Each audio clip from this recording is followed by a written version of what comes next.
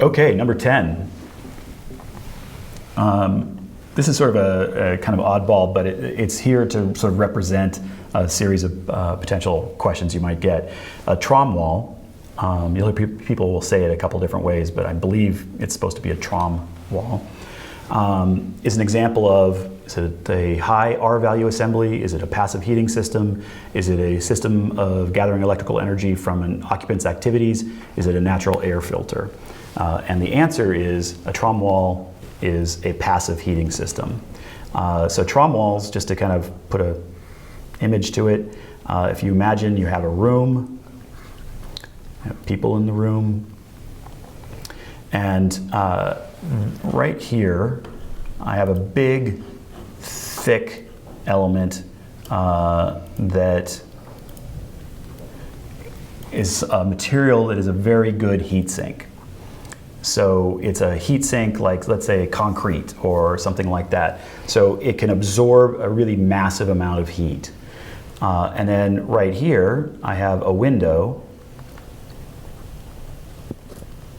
right in front of that great big heat sink. And I have this air gap in between.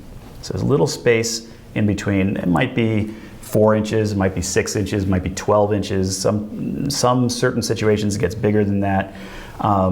And what happens is I get that solar radiation through the glass. It warms up that concrete. So the concrete gets nice and toasty warm, but because it's such a big heat sink, it takes a very long time, and eventually, after many hours, that heat penetrates through that big heat sink and starts radiating out into the space.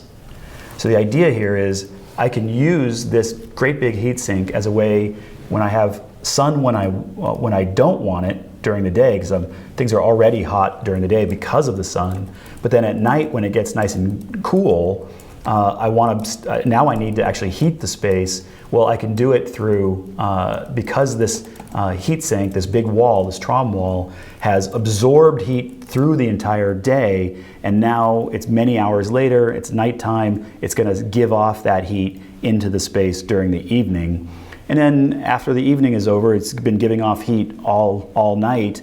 Eventually it's sort of given off all of its heat, and what happens? Well, the sun rises the next day and it gets warmed up again. So it's this sort of simple system of delaying the solar gain until when you want it. You have this huge amount of solar gain during the day, and you delay it till when you need it at night using this big heat sink of a wall, of a Trombe wall. So a couple of quick things to say about that. For one is, it's not going to work everywhere. It really is a sort of perfect thing in certain kinds of climates where you have a reasonably hot sun during the day and reasonably cold nighttime. So kind of southwest or something would be a great example. But it works at other places. The other thing you can start to do, you can start messing with it a little bit. So you could have a vent opening down at the bottom and a vent opening up at the top, and then maybe a vent opening in the window at the top and a vent opening in the window at the bottom. And so with some careful consideration, you could imagine, let's say you really want to get some heat during the day because it's very cold out. Well, cold air that's down at the floor level is going to find its way into that space. The sun will warm it up. It's going to warm up and then eventually come out the top because warm air will rise, and then it's going to move through the space, eventually getting cool because it's moving through the space. And when it gets cool, it then goes once again back in the system. So you can get a convective current going just by the sheer fact that there's a warm sun in this space. And if you don't want it, you just close the vents and the air stops moving, and there you go. Well, what if it's during the summer and we have too much air and too much heat coming in, we don't want it? Well, I can open these two guys.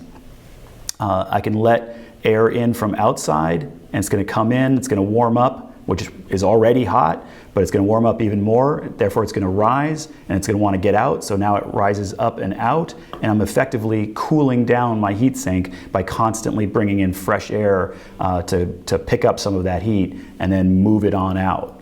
I can then take fresh air from outside, warm it up and bring it inside. I could take cool air from the floor, let it warm up and create a sort of constant flow of new air, especially if I bring in some outside air from the other side. So this one weird little system, because of the nature of heat rising, and the sun is always going to heat that air and that wall up, it can heat and provide convective currents which feel like cooling and a whole series of different things. It's an amazingly useful system that can do all kinds of different stuff. So why do you never see it?